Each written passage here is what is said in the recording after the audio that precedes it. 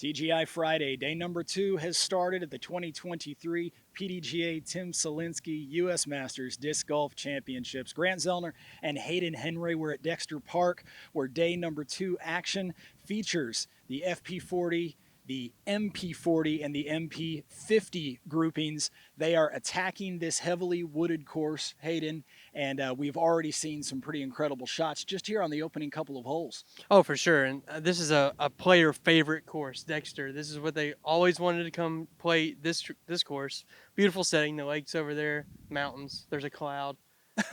Beautiful day in the Pacific Northwest. It is warm today, probably a lot warmer today than it was yesterday. Rain that was in the forecast for the weekend looks like the chances of that are slim to none now, so it looks like we're going to have great conditions. The wind is up just a little bit here in Dexter, like it was yesterday out at Circle Bar, so players dealing with lots of challenges today, and later on today there's going to be a really great round of disc golf being played by our lead groups. Yeah, we're here with over a record 400 players, a record payout, which is posted on the PDGA event page. Just incredible to see. You know, an all-female tournament director staff. We'll talk to Callie McMorrin here in a little bit, and just things are rocking and rolling. First PDGA major in Eugene area since 2014. Day 2 action starting, actually has already started, continuing throughout the day today. But before we get too deep into that, let's check out what happened on day number 1 out at Circle Bar, the golf club just south of here. Let's see what happened in the FP40 division first.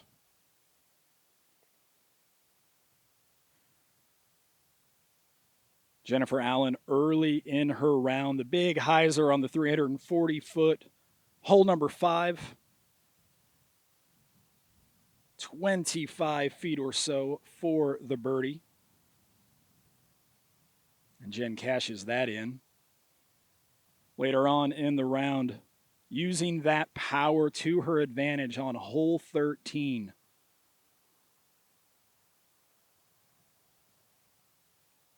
Routine approach upcoming.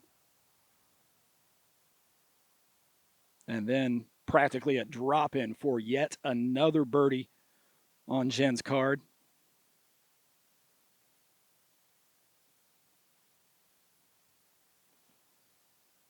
Jen out in front by one, just a single blemish there on the card. Got an OB stroke there on her back 9.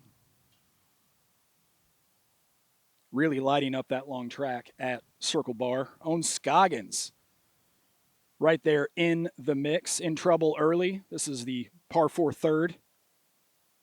Incredible sidearm approach.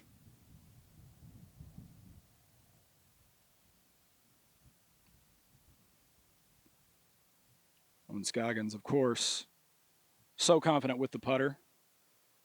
That birdie gets Owen on the board. A little bit later on hole number 6, Owen to the backhand. Manages to get this disc into circle 2. So Owen with a long jump putt. And that's what Owen does.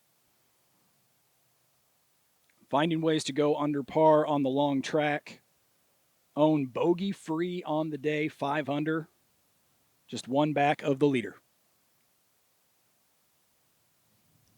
Yeah, you step out to Circle Bar and you see it's at a golf course and you immediately think, Jen Allen's going to have this crazy advantage out here, but really not the case. Not at all. About 8,600 feet, OB looms everywhere out there. You have to hit some spots, and I think that's what kept Owen in the game. Owen is the kind of player that knows when to attack, knows how to dissect these trickier courses, maybe longer courses than what she even thinks she's, can handle. And that's exactly what we saw yesterday. Placement golf. Sarah Hokum also similar game to Owen in some respects. Leans on the forehand a lot. Just one back of Owen in third. And Christy Lee from Victoria, British Columbia, Canada. PDGA Majors are international events. Christy Lee onto the lead card for day number 2 action. Yeah, I saw her bag just a little while ago. Very small. Jen said, I can carry your bag for you if you wanted to. Just about 8 discs in the bag. So got that minimalist approach that shows you don't need 25 discs. 8 discs in the bag. I need 25 discs. I need all the help I can get. Maybe 26. Yeah, maybe 26. Thanks, Hayden. I really appreciate that. We'll be right back to see what happened in the MP40 division after this. How is your putter release so powerful even as far out as 50 feet? A lot of the power on my putt is generated from like a little finger pop slash wrist action at the very end. Hold a disc in your hand even when you're sitting down on a couch. You can kind of just pop it up. Try to like pop the disc vertical. Do this and just slowly practice getting it higher. And you're just really trying to use your wrist, not really your arm. That's how I do it, and that's a tip to how you can do it too.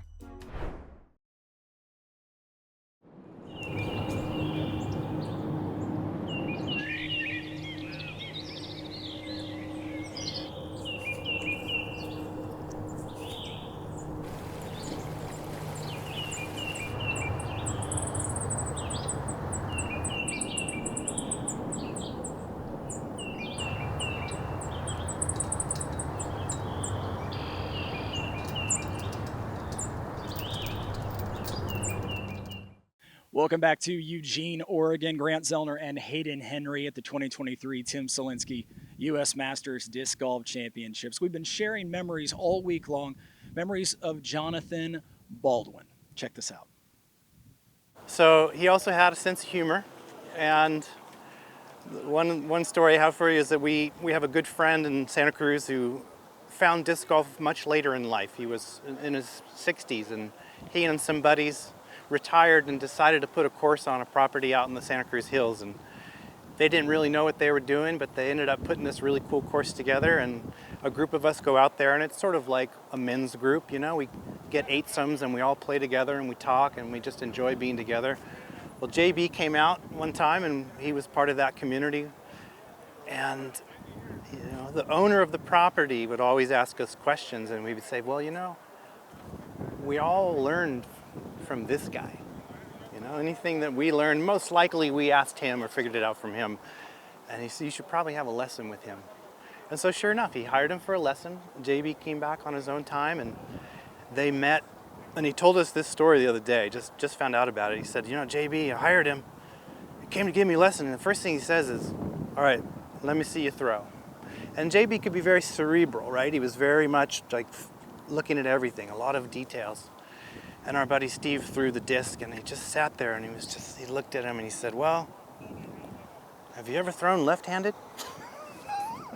And so, just to show you, he kept it light. But they went on and had a great event, and the next time, or a great practice, and the next time we saw Steve, he was throwing straighter and 50 feet further, so had a good time. And not left-handed, yeah. What another great story from JB, the teacher, and we've learned so much about him as a person and so much about him as a golfer as well. He had this calmness about him when he's out there putting, and obviously a great teacher, and maybe we should try to go throw left-handed. Anything would help me, no doubt about it. Looking forward to hear more from JB's friends and family throughout the rest of the week. So let's get back to the action here in Eugene. Promised updates of the MP40 division from day number 1 action. As they say, let's go to the tape.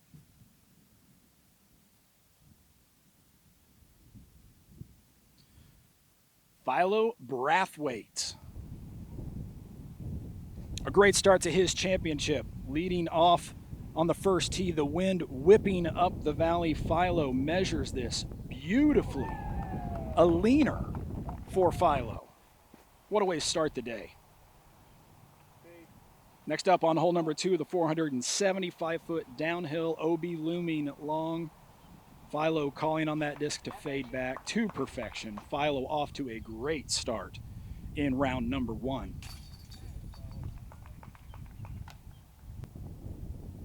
Keeping the momentum going later in the round, hole number 14, Philo, a spike hyzer. Again, the wind's gusting up the valley at Circle Bar. Catches an odd bounce there. Hops away from the basket. So now an obstructed C2 putt.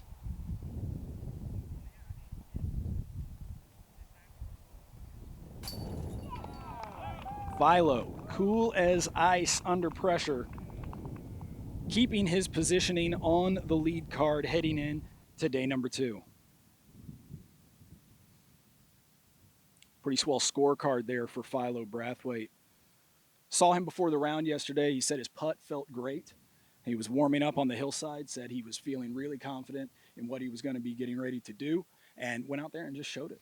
Yeah, definitely. In the early goings of the round, with the leaner on one, parked hole two, what a beautiful shot that was.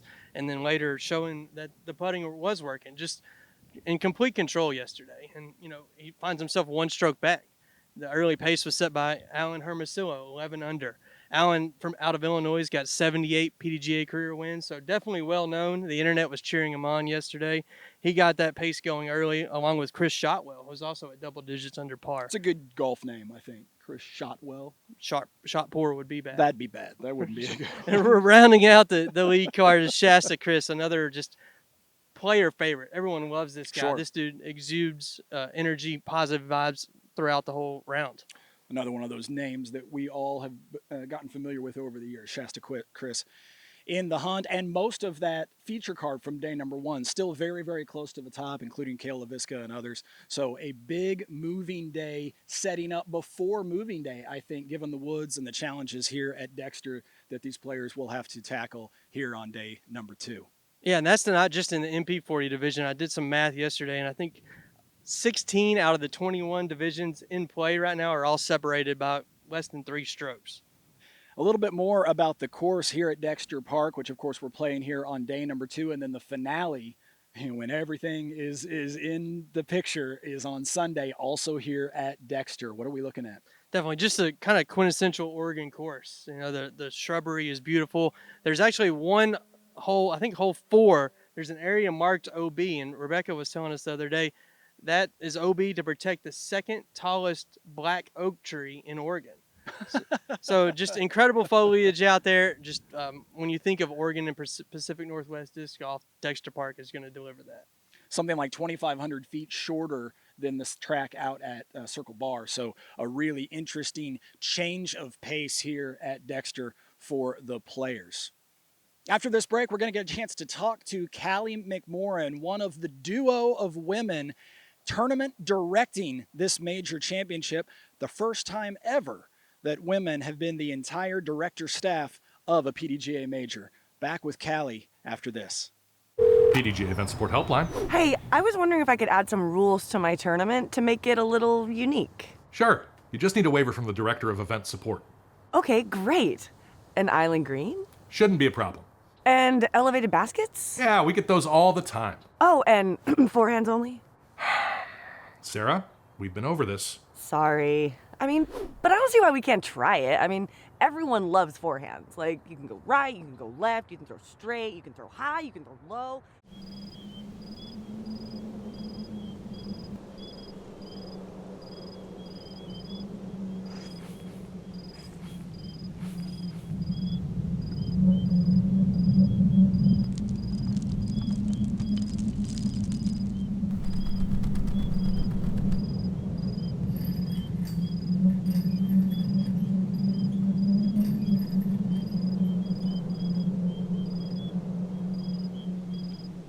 Back just south of Eugene, Oregon, the 2023 Tim Selinske U.S. Masters Disc Golf Championship. Grant Zellner with the tournament directing duo, Callie McMorran and Rebecca Duffy. I understand that this is a multiple record-breaking event. Tell us about it.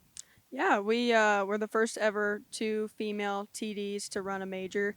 I believe that I am the youngest female TD to ever run a major. Still researching that, but so far we Yes. haven't found any evidence to the contrary. Correct. We need to double check that. I'm not sure where we found that information. I'm probably the oldest. I don't know about that one, Rebecca. I think you might be beat. But that, and then we have the most added cash ever for Tim Selinske and the most players, which that one to us is the most important one. We think that that's awesome. Sure, and Masters divisions growing by leaps and bounds over the last couple of years.